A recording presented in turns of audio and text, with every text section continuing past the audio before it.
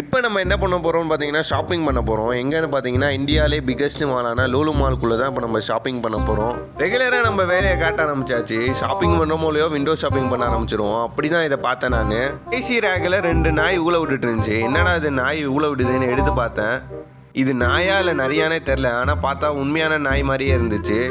தொட்டு பார்த்தா கூட உண்மையான நாய் மாதிரியே இருந்துச்சு அந்த முடியெல்லாம். 2 நாய் ஒன்றா ஊழ விடுறத பார்க்குறதுக்கு செம்ம அழகாக இருந்துச்சு. ஏதோ உண்மையான நாய் மாதிரியே இருந்துச்சு. ப்ரைஸ் எவ்வளோன்னு பார்த்தா ஒழுங்காக அதில் போடலை.